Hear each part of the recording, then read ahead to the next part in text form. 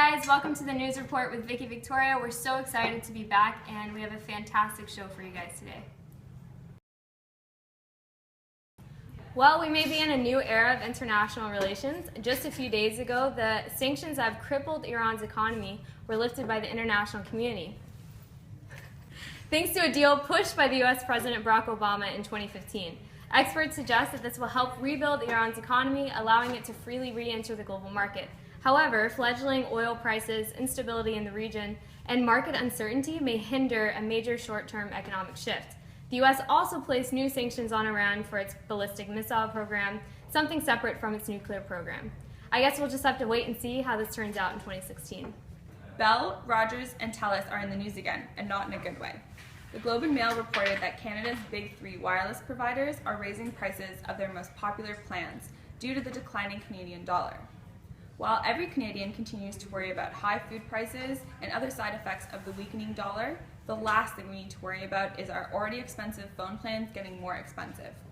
Canada has a notorious reputation for having subpar telecom services, while simultaneously paying some of the highest prices in the industrialized world.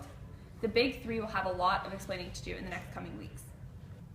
Global stock markets definitely had a New Year's Day hangover. Thanks to less than ideal economic growth indicators from China and instability in the resource-rich Middle East, markets took a plunge on January 1st and actually continued to do so.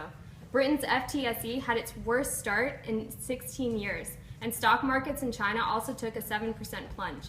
The global market seems to be in turmoil with the falling prices of commodities such as copper, as well as stock shares. Analysts say the year 2016 may be a bear market, meaning as prices fall, investors sell, creating a dismal cycle of uncertainty in the market.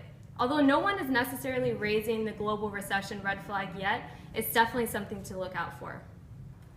Out with Pluto and in with Planet X, astronomers may have found a new ninth planet in our solar system that's roughly the size of Neptune and orbits the sun every 15,000 years.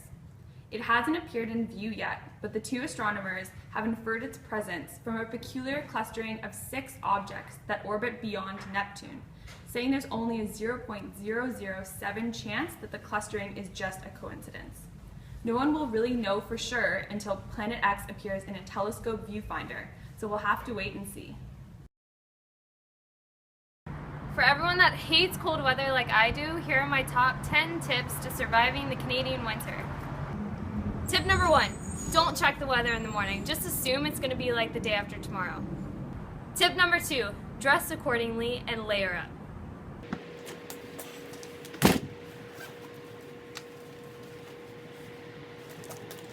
Tip number 3, lower your expectations, because winter doesn't care if you're having an amazing hair day, if you have a job interview, or like the most important presentation of your entire life. Tip number 4, prepare for leakage, because wiping your nose on your sleeve is just nasty. Tip number 5, don't complain to your fellow Canadians, especially the ones from Saskatchewan or any of the prairies, because they don't have any sympathy for you. Psych yourself up before you go outside. I love Canada, I love Canada, I love Canada, I hate Canada, I hate Canada, I hate Canada, I hate Canada! Tip number 7, don't be afraid to store hop if it's getting really cold. Personally, I prefer Tim Hortons, but if I'm feeling particularly classy, I'll go into a Starbucks. Tip number 8, do yourself a favor, don't take off your glove to check your phone. Your friend's Snapchat of their cat dancing to Justin Bieber, it's just not worth it. Tip number 9, chapstick. Buy it, keep it, for goodness sake, use it. Tip number 10, remember, winter's almost over! Wait, how many days are left? So, Victoria, I was doing some light reading, and guess who the second best country in the world is?